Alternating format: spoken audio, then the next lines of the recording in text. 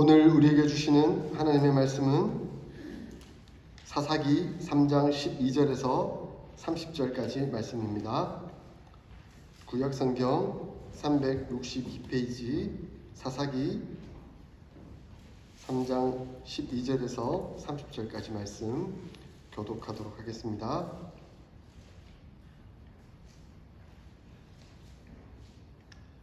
이스라엘 자손이 또 여호와의 목전에 악을 행하니라. 이스라엘 자손이 여호와의 목전에 악을 행함으로 여호와께서 모압 왕 에글론을 강성하게 하사 그들을 대적하게 하시매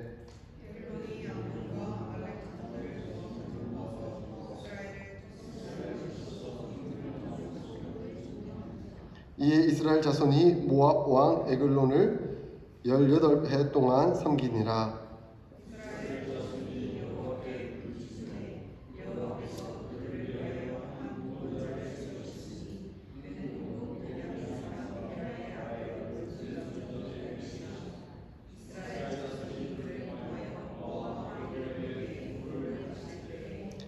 에훗이 길이가 한 규빗 되는 좌우에 날선 칼을 만들어 그의 오른쪽 허벅지 옷 속에 차고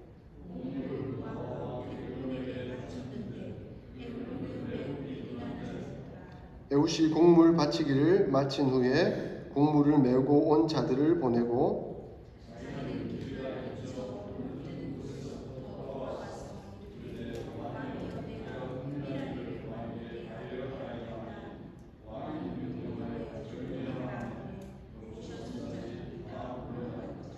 에훗이 그에게로 들어가니 왕은 서늘한 다락방에 홀로 앉아 있는 중이라.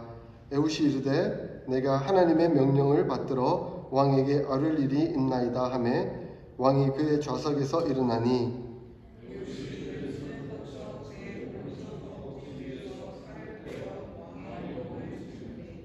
칼자루도 나를 따라 들어가서 그 끝이 등 뒤까지 나갔고 그가 칼을 그의 몸에서 빼내지 아니하였으므로 기름이 칼날에 엉겼더라.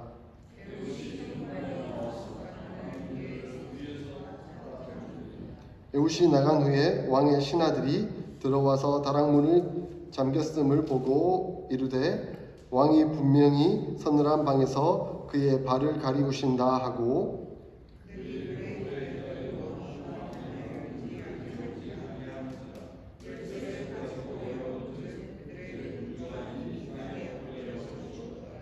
그들이 기다리는 동안에 에훗이 피하여 돌 뜨는 곳을 지나 스이라로 도망하니라.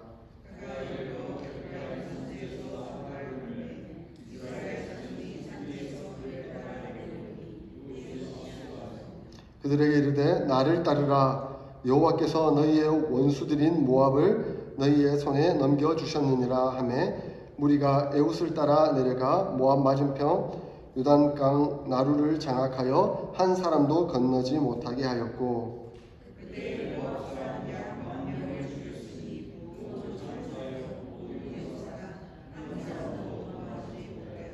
함께 읽겠습니다. 그날에 모압이 이스라엘 수하에 굴복함에 그 땅이 80년 동안 평온하였더라.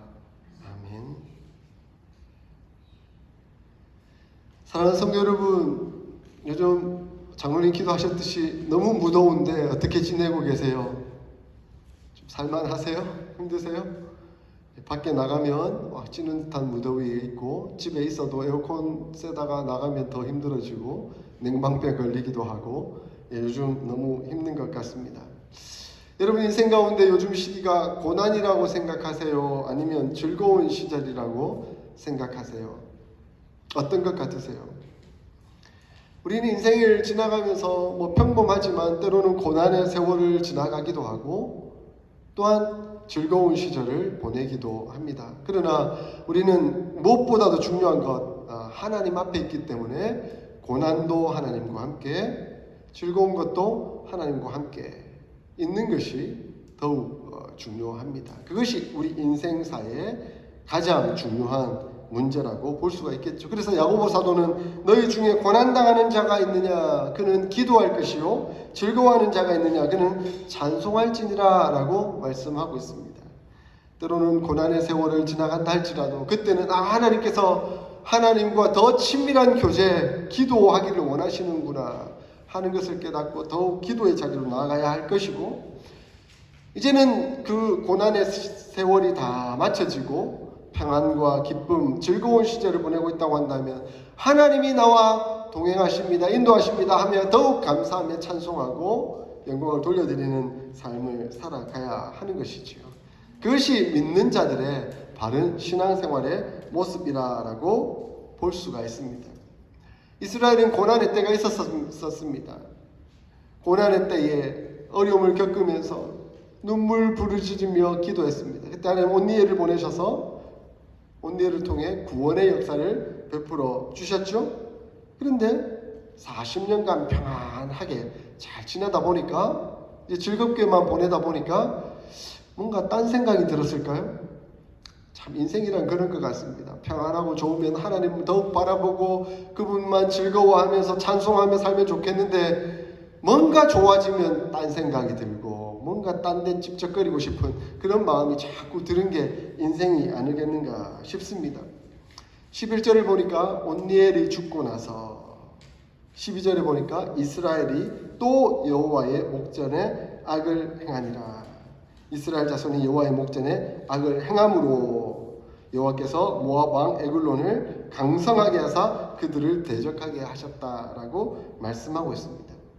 사사기 저자가 사사기를 기록하면서 또라는 단어를 쓰고 이스라엘 자손이 여호와의 목전에 악을 행하였다라는 것을 2번이나 반복해서 강조하고 있는 것을 보게 됩니다. 여러분, 입술에서 또라는 단어가 나오는 경험을 해보신 적 있으세요? 또, 아이고, 또, 아이고, 저거, 이런 생각이 딱 들면 자꾸 우리 마음에 포기가 드는 생각이 듭니다. 아, 저거 또 저런다. 또 저렇게 한다. 이렇게 몇 번 반복하다 보면 이제는 말자, 내려놓자, 포기하자, 이런 생각이 들 때가 많이 있는 것 같습니다. 아마 사사기 저자는 이스라엘 모습을 보면서 그렇게 보였던 것 같습니다. 또 하나님 보시기에 여호와의 목전에서 악을 또 행하는구나, 자, 이렇게 보여지고 있는 것입니다. 우리 인간 같으면 포기할 겁니다. 아이고, 반복되는 저 모습 또 내려놓자, 이렇게 생각할 수 있겠지만, 하나님은 마치 우리 어머니가 되셔서 어머니의 마음으로 한 아기가 실수를 반복할 때 그 실수를 지적해주고 그 실수가 반복되지 않도록 또 교정해 나가고 또 새로워지고 가르쳐주고 훈육하고 하는 그런 과정의 모습인 것 같습니다. 하나님은 포기하지 않으십니다. 사랑하시되 끝까지 사랑하시는 분이십니다. 때로는 우리가 부족하고 연약해서 좌절하고 낙심하고 넘어지기도 하고 범죄하기도 합니다. 그러나 하나님은 자기 백성을 놓지 않으십니다. 그래서 끝까지 그 백성을 교정하시고 이끌어 가십니다. 그 교정이 때로는 아프죠. 오늘 본문에도 아픈 회초리가 등장합니다. 누굽니까? 모압 왕 에글론이라고 얘기합니다. 13절에 보니까 에글론이 암몬과 아말렉 자손을 모아 가지고 와서 이스라엘을 쳐서 종려나무 성읍을 점령한지라라고 말씀합니다. 에글론은 모압 왕이죠. 근데 모압 왕이 암몬과 아말렉 자손들을 다 모아가지고 연합해서 이스라엘을 물리치고 있습니다. 사실 모압과 암몬 자손들은 아브라함의 조카 롯의 자손들이지 않습니까? 그리고 따지고 보면 먼 친척들입니다. 그러나 그들이 하나님 앞에 있지 않고 하나님을 잊어버렸을 때 그들은 이방 민족이 될 수밖에 없었고, 이스라엘 민족이라 할지라도 하나님을 잊어버렸을 때 그 이방 민족이 이스라엘로 하여금 고통을 당하게 하는 그런 안타까운 상황이 발생하고 있다 하는 것을 보게 됩니다. 근데 더더군다나 이 에글론이 어떤 성읍을 점령했다라고 말씀하고 있습니까? 종려나무 성읍을 점령했다라고 말씀합니다. 이 종려나무 성읍은 바로 여리고성을 말하거든요. 여러분, 여리고성 하면 어떤 생각이 드세요? 여리고성은 약속의 땅, 가나안 땅에 들어가서 하나님께서 친히 역사하시고 이끄시고 승리하신다 하는 증표를 보여줬던 바로 그 성읍이지 않습니까? 그들이 무기 한번 휘둘러 보지 않고 활 한번 쏘지 않고 다만 순종하여서 하루에 한 바퀴씩 6바퀴를 돌고 마지막 7째 날에는 7바퀴를 돌아서 함성을 질렀을 뿐인데 폭삭 안으로 무너지는, 이스라엘은 하나도 피해를 경험하지 아니하고 폭삭 무너지는, 승리하는 그런 역사를 경험했던 곳이 바로 여리고성입니다. 하나님의 도우심, 하나님의 인도하심, 하나님의 승리가 깃들어져 있는 그곳이 바로 여리고 성읍 종려나무 도성입니다. 그런데 안타깝게도 그 성읍을 빼앗기고 말았습니다. 왜 빼앗기고 말았습니까? 그들이 여호와의 목전에서 악을 행하였기 때문에. 하나님이 함께 하시면 승리지만 하나님이 도우시지 아니한다면, 하나님이 함께 하시지 아니한다면 결국 망할 수밖에 없다라는 것을 보여줍니다. 영광의 도시, 승리의 도시, 찬란하고 아름다운 도시 여리고성이라 할지라도 그것이 과거에 머물게 되면 아무 소용이 없게 되는 겁니다. 과거에 하나님이 이 성읍을 우리에게 주시기 위해서 역사하시고 도우시고 인도하셨다라고 고백할 수 있겠지만 현재 이 도시가 하나님 앞에서 바르고 진실되게 또 하나님과의 관계 속에서 은혜를 누려가고 있지 못하다고 한다면 그 도시는 망할 수밖에 없다라는 것을 보여줍니다. 그러므로 우리는 가끔 신앙생활할 때 과거의 영광에 사로잡혀가지고 내 신앙이 이랬다, 내가 과거에는 말씀을 너무나 잘 알았고 그 기도도 많이 했고 그 교회에서 이런 봉사도 했고 이런 말들을 할 수 있겠지만 그것이 과거의 나의 이야기라고 한다면 혹시 부끄러운 것이 될 수도 있습니다. 왜냐하면 현재 내가 하나님과의 관계가 온전치 못하기 때문에, 하나님 앞에서 영광스러움을 누리지 못하고 있기 때문에 자꾸 과거에 얽매이고 있을 수도 있기 때문이라는 것이죠. 그러면 우리는 우리 자신들을 늘 돌아보아야만 합니다. 과거의 영광에 얽매여서는 안 됩니다. 여리고성처럼 한순간에 빼앗길 수가 있습니다. 여호와의 목전에 악을 행하고 온전치 못할 때 그럴 수 있다는 것입니다. 그러므로 우리는 우리 자신들을 늘 돌아보면서 현재의 상황 속에서 어떠한 상황이든지 환경이든지 상관하지 않고 고난 중에 있더라도 즐거울 때에 있더라도 하나님과 교제하며 하나님의 은혜를 누리며 살아가야 합니다. 늘 끊이지 않는 진실한 믿음 가운데 서 있는 저와 여러분들이 다 될 수 있기를 소원합니다. 자, 이스라엘이 이렇게 하나님 앞에서 여호와의 목전에서 악을 행하였을 때 결국 에글론이라는 회초리가 그들에게 와서 고난이 되었습니다. 그들은 18년을 에글론 왕을 섬겨야 했습니다. 이방 왕을 섬기는 일이 얼마나 괴로웠겠습니까? 그에게 조공도 갖다 바쳐야 되죠. 그리고 명령하는 대로 순종하고 따라야 하죠. 그 일이 쉬운 일은 아니었을 것입니다. 여러분, 우리 나라가 일제시대를 경험했던 것을 한번 기억해 보십시오. 단순히 국가에 세금을 내는 정도가 아니었습니다. 일본이 전 세계를 장악하겠다라는 욕망을 가지고 세계대전에 독일과 함께 참여해가지고 하라 할 때 모든 쇳덩이를 다 내놓으라 했을 때 집에 있는 숟가락, 솥마저 다 내놓을 수밖에 없는 그런 안타까운 형편이 있었지 않습니까? 그리고 자녀들을 군인으로, 그리고 심지어는 부끄러운 일을 당하는 그 일로까지 팔려가는 안타까운 상황을 경험하기도 했습니다. 자, 이렇게 누군가에 의해서 멸망당하고 그의 종이 되어서 살아간다는 것은 처참하기 그지없는 그런 신세였을 것입니다. 심지어 목숨까지도 빼앗길 수 있는 그런 상황이었습니다. 다행히 이 모든 것이 하나님께로부터 왔다 하는 것을 이스라엘은 깨닫고 여호와 앞에서 부르짖었다라고 말씀합니다. 15절에 이스라엘 자손이 여호와께 부르짖었고 하나님은 그를 위하여 한 구원자를 세우셨다라고 말씀합니다. 그 구원자가 누구입니까? 베냐민 사람의 게라의 아들 왼손잡이 에훗이라는 인물이 등장하게 됩니다. 우리는 늘 어떤 성경의 인물이 등장하면 어느 지파 누구의 아들이라는 말은 자주 들어왔습니다. 근데 여기 독특한 한 단어가 나오죠. 무엇입니까? 왼손잡이라는 단어입니다. 베냐민 사람 게라의 아들이 보편적으로 등장하는 단어이지만 왼손잡이 에훗이라는 것에는 특별한 의미가 있는 것 같습니다. 아마 사사기 저자는 이 에훗이라는 사람이 왼손잡이라는 특징을 가지고 하나님 앞에서 귀 쓰임을 받았다라는 것을 의도적으로 놓은 것 같습니다. 제가 주석 책들을 여러 책 찾아보는데 크게 두 가지 의미가 있다 하는 것을 보게 됩니다. 왼손잡이라는 것, 첫 번째 해석은 그가 오른손을 못 쓰는 장애인이다라는 의미를 가지고 있다는 겁니다. 에훗은 오른손에 장애가 있어서 왼손을 주로 쓰는 사람이었다라고 보는 것입니다. 오른손이 조막손이었기 때문에 왼손을 더 강력하게 쓸 수밖에 없는 그런 사람이었다라고 표현하는 것입니다. 제가 중학교 때 제 친구가 그런 친구가 있었어요.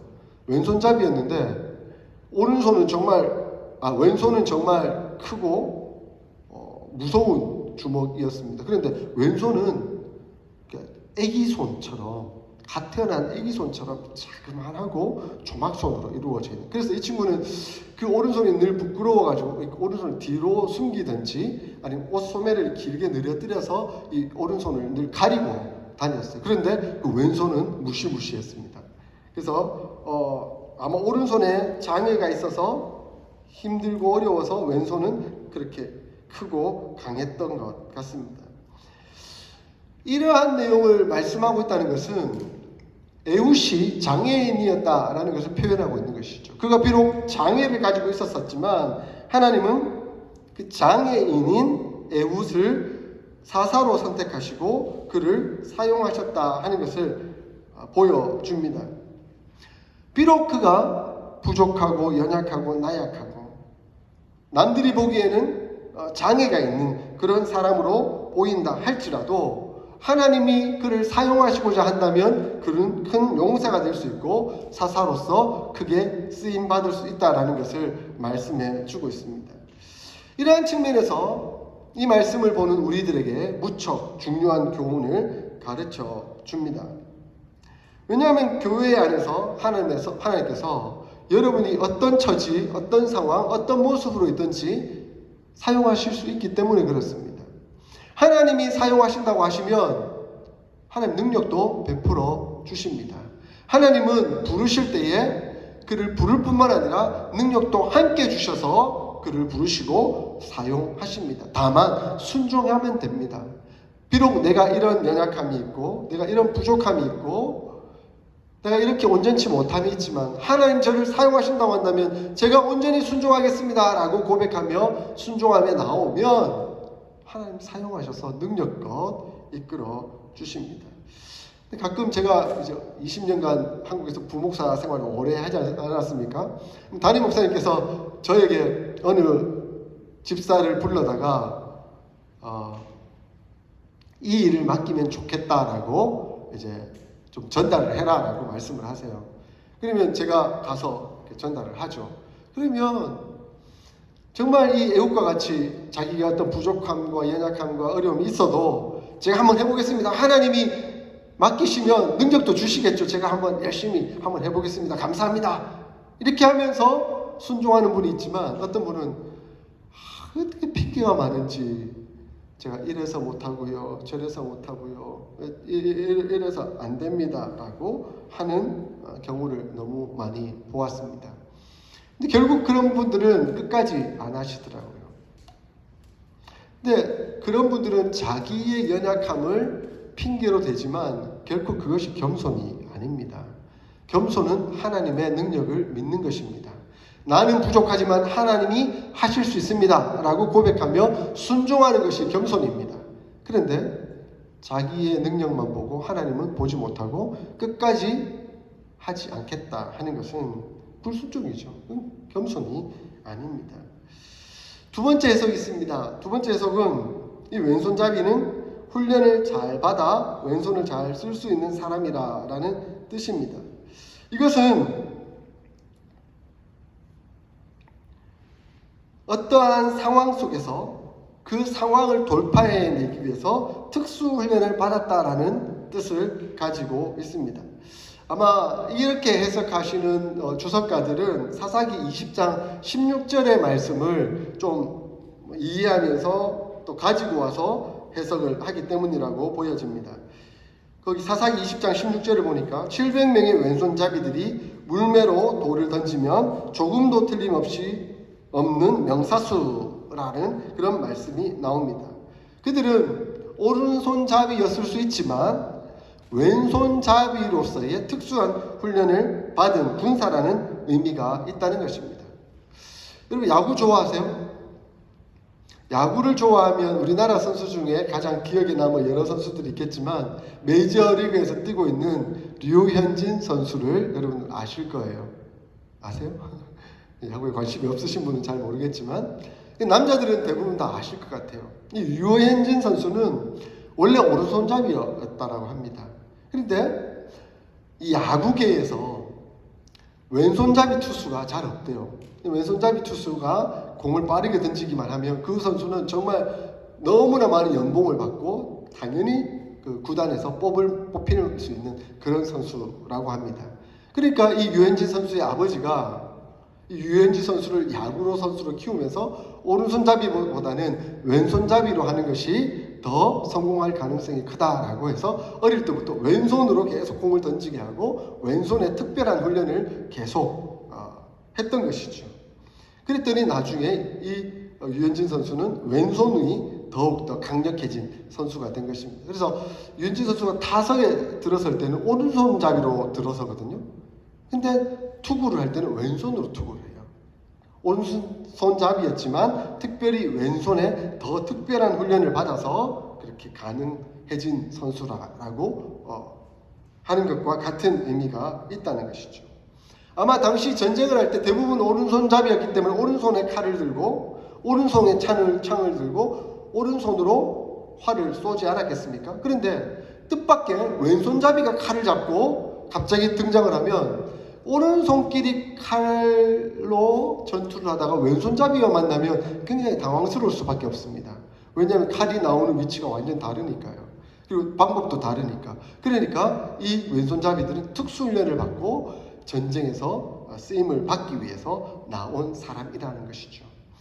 자, 그러면 이 에웃은 하나님 나라에서 그 이방 민족이 침범해 왔을 때 물리치기 위해서 귀히 쓰임 받기 위해서 오랫동안 왼손으로 훈련된 사람이라는 것을 알 수가 있습니다. 하나님은 뜻밖의 생각밖의 사람들을 사용하셔서 하나님의 역사를 이루어 가시기도 하지만 보편적으로는 잘 훈련된 사람, 하나님 앞에서 귀히 쓰임받는 그런 사람들을 통해서 하나님은 역사하십니다. 그러므로 이 에웃은 왼손잡이로서 잘 훈련되어 하나님 앞에 쓰임받을 준비가 되어 있었던 사람이라고 볼 수가 있는 것이죠. 마침 그 때가 왔을 때 하나님 앞에서 귀히 쓰임받은 사람입니다. 사도 바울은 우리를 향해서 몇 가지 비유를 말하죠. 너희는 하나님의 군사이다. 예수 그리스도의 군사이다 라는 표현을 쓰기도 하고 또한 너희는 예수 그리스도의 경기자이다 라는 표현을 쓰기도 합니다. 여러분 군사와 경기자의 특징은 무엇입니까? 늘 그 실전이 오기 전에 훈련을 철저히 해서 만반의 준비를 하고 있다가 그 실전이 오면 강력하게 나가서 당연히 승리하는 싸움을 싸우는 사람들이 바로 군사이고 그리고 경기자입니다. 지금 우크라이나와 러시아가 전쟁을 하고 있습니다. 근데 뉴스를 보니까 참 안타까운 사건이 많이 있죠. 우크라이나든 러시아든. 러시아가 전쟁을 하다가 금방 끝날 줄 알았는데 이게 이렇게 오래 갈 줄 몰랐던 거예요. 그래서 병사들이 많이 죽고 나니까 군사가 모자라는 거죠. 그러니까 뉴스를 보니까 그들이 군사를 모집하기 위해서 어떻게 했다라고 합니까? 교도소에 가서 형무소에 가서 범죄자들, 재소자들을 군사로 모집을 하고 만약에 너희들이 전쟁에 나가가지고 싸운다면 너희 형기를 감해주고 너희 가족들에게 돈도 주고 뭐 그렇게 해주겠다라고 하면서 군사로 모집을 했습니다. 그런데 그 사람들은 아무런 훈련이 되어 있지 않아요. 훈련 제대로 받지 못하고 뭐 총 몇 번 쏴보고 그냥 바로 전쟁터에 나가는 거예요. 이 뉴스를 보니까 그 사람들은 총알바지에 불과하다. 예, 아무런 훈련이 되어 있지 않다 보니까 나와서 그냥 이렇게 총 몇 번 쏘다가 그냥 앞에서 그냥 죽을 수밖에 없는 그런 사람으로 쓰여지고 있다라는 얘기를 뉴스를 보게 됩니다. 하나님 앞에서 우리가 귀히 쓰임 받을 때가 있을 것입니다. 지금 쓰임 받고 계시죠? 예. 이러한 때를 위해서 우리는 늘 훈련되어 있어야 합니다. 왼손잡이 에우처럼 하나님 앞에서 쓰임받을 그때를 위하여 늘 훈련되어 있어야 합니다. 그 훈련되어 하나님께서 부르는 그때에 우리는 마침 나아가서 잘 훈련된 군사로서 경기자로서 그 일들을 잘 감당해내야 하는 것이죠. 하나님은 그러한 사람을 기쁘게 사용하실 것입니다.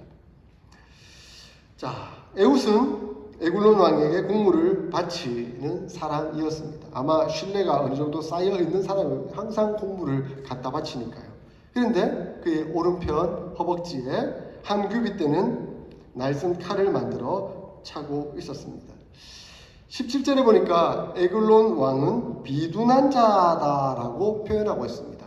이 비둔한 자라는 단어의 의미가 다가오는데 그가 아주 욕심이 많았던 사람이라는 거죠. 욕심쟁이라는 거예요. 욕심이 많았기 때문에 그 욕심을 가지고 특히 약자, 가난한 자의 음식을 먹고 비대해졌다는 의미가 담겨져 있습니다. 그러니까 이스라엘 백성들을 착취해가지고 자기는 마음껏 먹고 뚱뚱해진, 비둔해진 그런 사람이었습니다. 이 비둔한 자의 의미 속에는 또한 은밀한 것을 좋아하는 사람이라는 의미도 담겨져 있습니다. 그래서 19절에 보니까 에훗이 내가 당신을 위해 은밀한 일이 있습니다 하니까 좋아했어요. 왜 좋아했겠습니까? 그 은밀한 것이 무엇이겠습니까? 네, 아마 이스라엘이 혹시 반역을 꾀하고 있는 모략들이 있으면 스파이처럼 일러주기 위한 그것이 은밀한 일도 될 수 있겠지만 아니면 공물을 바치는데 더 좋은 공물 어떤 뇌물들, 이 은밀한 것 아니겠습니까? 그 뇌물을 갖다 바친다니까 좋아했던 거죠. 비둔한 이유가 있습니다. 욕심쟁이였기 때문에 그런 것이죠. 그러다 보니까 이 에훗이 은밀한 것이 있습니다 말하니까 자기 신하들 보고 다 나가라 그래요. 왜? 은밀한 건 내만 즐겨야지. 은밀한 건 나만 좋아해야지. 그죠? 남들이 보고 혹시 저거 나쁜 짓인데 저거 뭐 뇌물 아니야 이렇게 생각하는 그 자체도 싫은 거예요. 그래서 다 나가.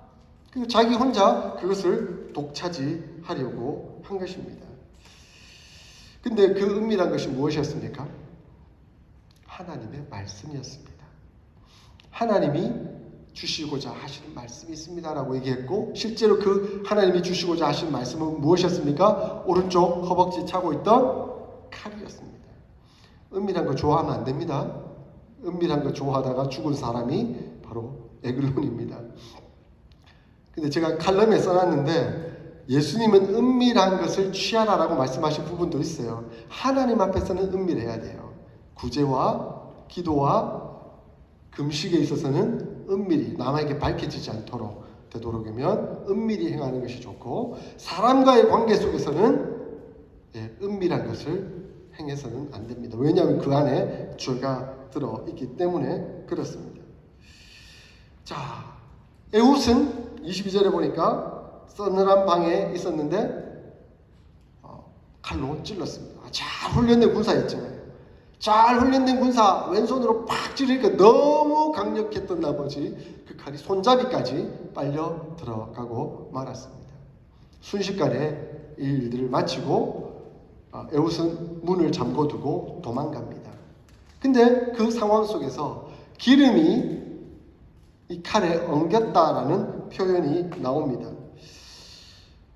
그리고 24절 하반절에 보니까 그 신하들이 와서는 지금 왕이 왜 이렇게 안 나오지라는 의심이 들긴 했지만 발을 가리우시기 때문에 문이 잠겨 있는 것이다 라고 표현하고 있다라고 말씀합니다. 이 발을 가리우고 있다라는 것은 용변을 보고 있다라는 부드러운 표현입니다.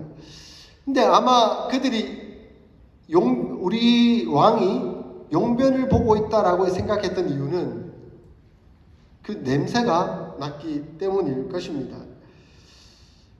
22절 하반절에 기름이 칼날에 엉겼다라는 이 표현을 보면 원어적으로 보면 그 기름이 배설물이라는 의미를 가지고 있습니다. 아마 창자를 뚫고 나가니까 그 창자를 뚫고 나갔던 그 비둔한 몸에서 가득 차 있던 그 배설물이 그 칼에 엉겨서 이렇게 나오면서 아마 용변 냄새가 나지 않았을까 생각이 됩니다. 그러니까 이 냄새가 나는 걸 보니까 우리 왕이 지금 용변을 보고 있구나. 그러니까 기다리자라고 했던 것입니다.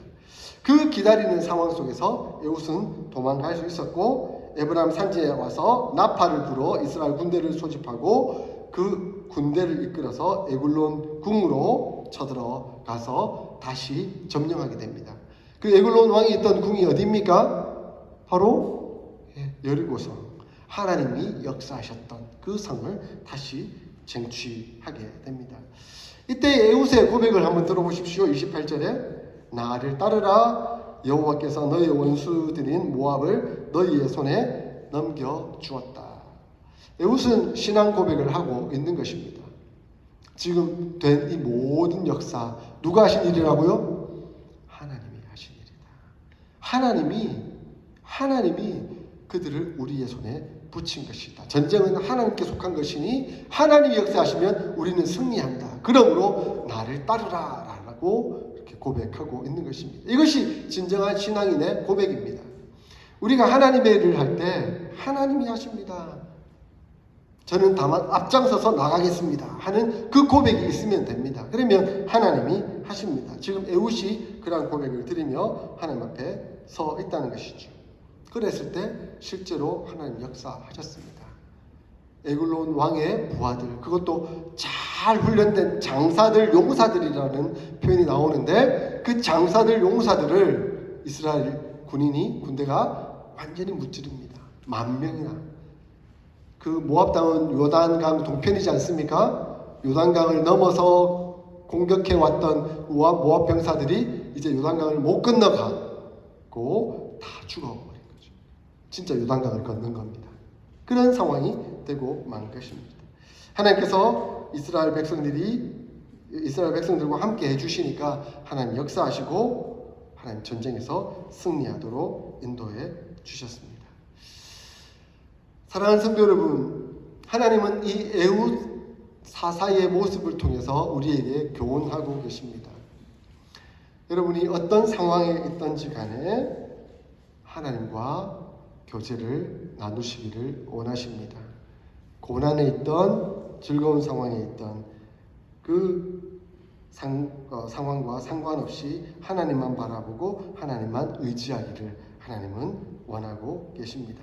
그러므로 날마다 삶 속에서 내 처한 처지가 어떻다라는 것을 핑계대지 마시고 말씀과 기도와 찬송으로 주님과 더욱 교제를 나눌 수 있기를 소원합니다. 그리고 예수 그리스도와 온전한 연합을 이루시기를 소원합니다.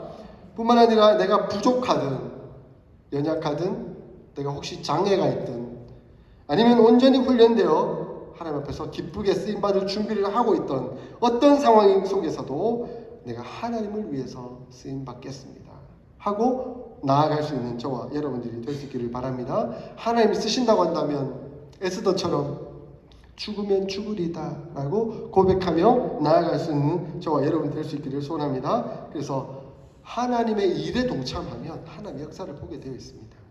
하나님이 하시기 때문에 그렇습니다. 그러므로 온전히 순종함으로 하나님의 역사 가운데 나아갈 수 있기를 소원합니다.